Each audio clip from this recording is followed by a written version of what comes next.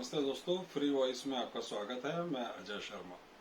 अरविंद केजरीवाल ने आकर जो सबसे बड़ा धमाका किया वो ये किया कि मोदी के बाद क्या अमित शाह प्रधानमंत्री होंगे।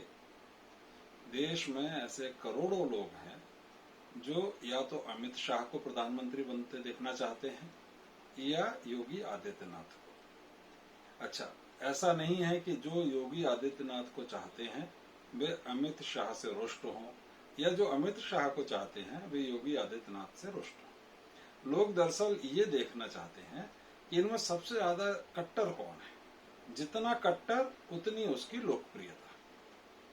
और पार्टी के अंदर अभी मंथन चल ही रहा है या कहें कि चल ही रहा था कि मोदी के बाद कौन नेता बनेगा।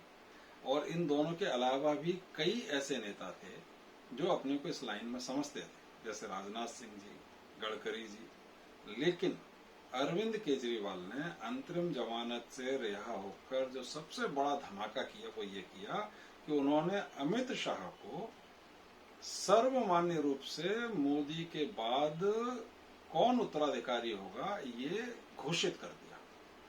और उन्हें लगा कि ये घोषणा करके मैं पार्टी के अंदर यानी कि भाजपा के अंदर कोई विभाजन की स्थिति खड़ी कर दूंगा, जबकि हुआ उससे उल्टा। कहीं ना कहीं इससे अमित शाह अंदर ही अंदर जरूर प्रसन्न हुए होंगे, क्योंकि अब अमित शाह का नाम मोदी के उत्तराधिकारी के रूप में विपक्ष के द्वारा भी मान्य कर दिया गया है।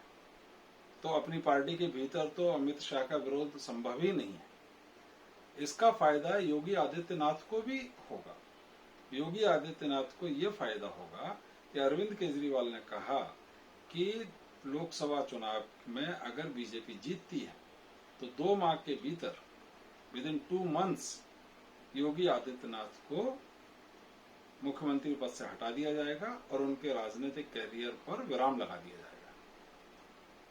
अब चूंकि ये बात पब्लिक डोमेन में आ गई है और विपक्ष के एक बड़े नेता के द्वारा लाई गई है, तो अगर इस तरह की कोई रणनीति अमित शाह खेमा बना भी रहा था तो कम से कम उसका इम्प्लीमेंटेशन अब उस तरह से नहीं हो। लेकिन भाजपा को जो समझते हैं वो ये बात जानते हैं कि भाजपा इतनी बड़ी पार्टी है कि उसमें कई खेमे होने के बावजूद राष्ट्र हित में वे लोग निर्णय ले लेते हैं। जैसे कि गडकरी जी को लेकर बहुत संशय की स्थिति बनी रहती है।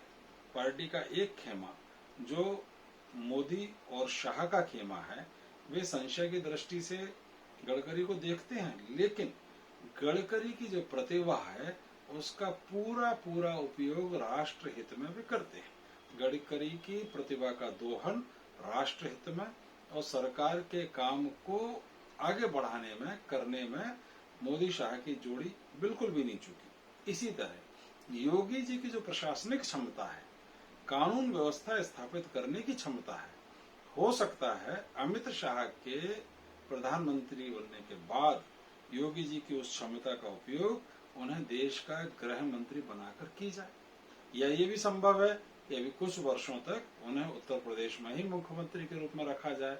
दोनों ही स्थितियों में योगी के लिए, योगी के पॉइंट ऑफ व्यू से तो अच्छा ही है।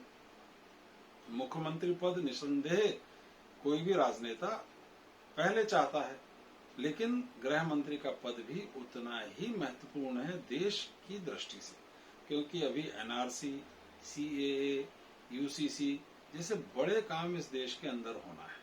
तो उसके लिए या तो अमित शाह जैसा गृह मंत्री हो देश का, या योगी आदित्यनाथ जैसा गृह मंत्री इस देश को मिले, तो ये सारे काम बखूबी बहुत सुंदर रीति से संपन्न हो जाएंगे। तो अरविंद केजरीवाल कहीं ना कहीं अपने वक्तव्य के माध्यम से एक सनसनी तो उन्होंने पैदा की, लेकिन उन्होंने इससे सबसे ज्यादा लाभ अमित शाह के पॉलिटिकल कैरियर को ही पहुंचाया है और दूरगामी दृष्टि से योगी आदित्यनाथ के पॉलिटिकल कैरियर को भी उन्होंने स्ट्रेंथन किया है। और कहीं ना कहीं योगी का खेमा और अमित शाह का खेमा अब इस बात को समझेगा कि हमारे बीच का जो भी कुछ मनमुटाव है वो अब पब्लिक के सामने भी आ गया है।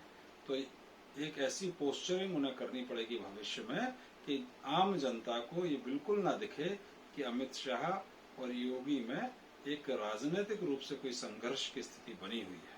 तो ये सारी चीजें जो केजरीवाल ने कही वे कुल मिलाकर अमित शाह और योगी आदित्यनाथ के पक्ष में ही जाती हुई दिख रही हैं, क्योंकि इन बातों का वोटरों पर नकारात्मक नहीं बल्कि सकारात्मक प्रभाव पड़ेगा।